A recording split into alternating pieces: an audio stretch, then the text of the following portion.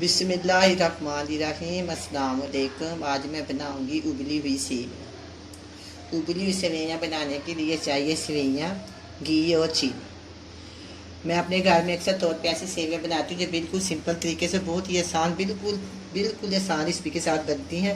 ये बस 3 चीज़ों से तैयार हो जाती है। जैसे हम चावल उबालते हैं इसी तरह हम इन सेवइयाँ को उबाल देते हैं। आज मैं आपके सामने ये सेवइयाँ उबालूँगी, आपको ये मैं रेसिपी बताऊँगी। बहुत ईजी और बहुत ही जब जल्दी हो, कोई मीठा हल्का फुल्का खाने को जी चाहता हो, कैसी सेवइयाँ बना लें। ये देखो, इसको तोड़ लेते हैं, बहुत बड़ी हैं। अगर ज़्यादा लंबी हो तो खाने में बहुत मुश्किल महसूस होती है, इसलिए मैं इनको दो दो काट। इसी तरह अगर आपने लंबी रखनी है तो वो भी कोई बात नहीं है, बच्चे शौक से खाते हैं कांटे के साथ, जैसे नूडल्स खाते हैं ना वैसे, लेकिन आसानी के साथ इस तरह खाई जाती है। मैंने इसे इनको तोड़ दी। अच्छा, अब हम रखेंगे चूल्हे के ऊपर पानी। फिर मैं चूल्हे के पास ले जाती हूँ। मुझे मैंने चूल्हे के पास पानी रखा हुआ है। अभी ये पानी गर्म होगा, फिर हम इसके अंदर ये सेवइयाँ शामिल करेंगे।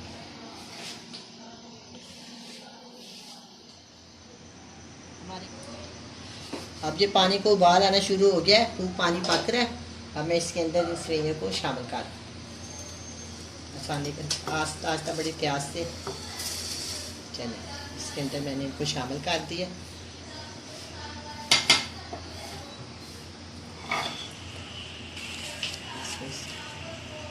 अच्छी तरह मैं हिला देती हूँ। चलिए, थोड़ी देर के बाद ये पकनी शुरू हो जाएगी। चलिए,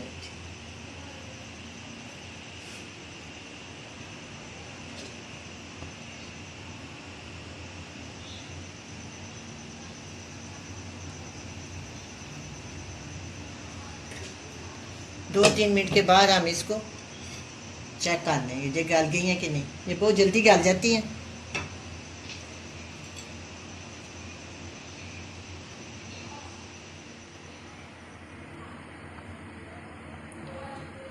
दो से 3 मिनट हो गया इनको उबलते। मैं इनको चेक करती हूँ ये गल गई है कि नहीं। अगर गल गई है तो हम इसको छान लें।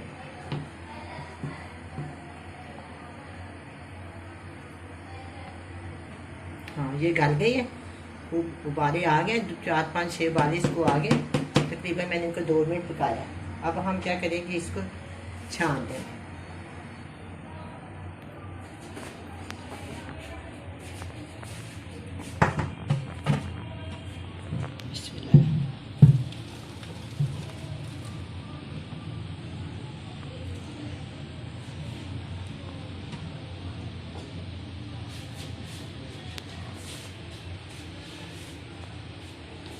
अब इसी पैन में ना मैं दोबारा उन सेवइयों को डाल दूंगी। पानी बिल्कुल खुशक कर दूंगी, फिर मैं इसके अंदर डाल दूंगी। देखो, अब इसका पानी निकल है ना। दोबारा इसके अंदर डाल दिया। अब मैं इसको दोबारा हल्की आंच पे चूल्हे के ऊपर रख दूंगी। चूल्हे के ऊपर रख देंगे। अब हम क्या करेंगे,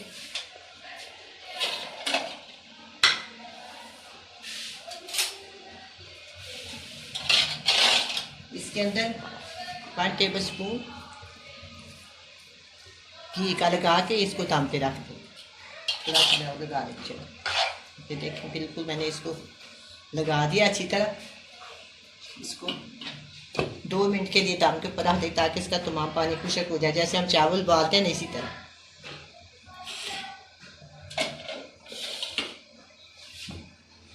एक 2 मिनट हो गए, मैं इसको देखती हूँ। भाप निकल रही है और दम आ गया।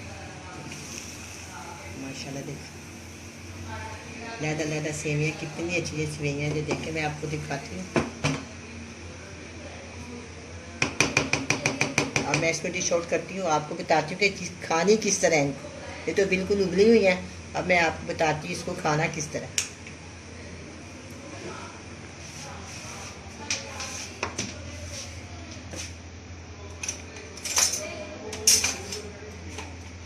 देखिए, इस तरह ना इसको बर्तन में डाल लेंगे। अभी मैंने इनको तोड़ी है, अभी भी जो काफ़ी लंबी हैं। इस तरह इसको प्लेट में, या आपने जितनी भी ज़रूरत है या अलग-अलग प्लेट में जैसे भी आप डालना चाहते हैं वैसे डालें। इस तरह इसको डालें। डालने के बाद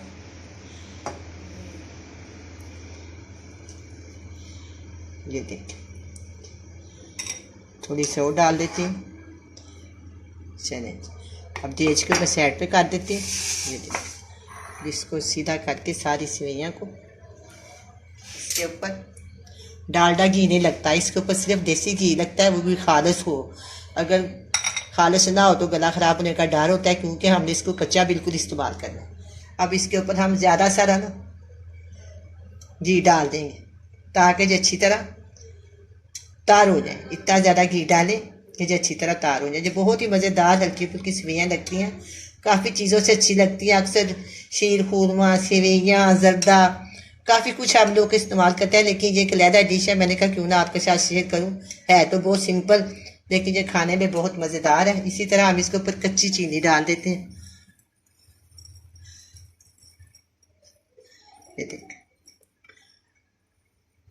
बस इस चीज़ का त्याग करें कि आपको घी खालिस लेना है। अगर आपके पास नहीं है तो मक्खन लें, उससे बना लें। जो भी आपके पास हो खालिस घी, इसलिए कि उसको कच्चा खाना इस तरह गला ना ख़राब हो जाए। ये देख, ये मैंने तैयार कर दी है। इसी तरह हम निकालेंगे, इस तरह बर्तन में डालेंगे और खा लेंगे।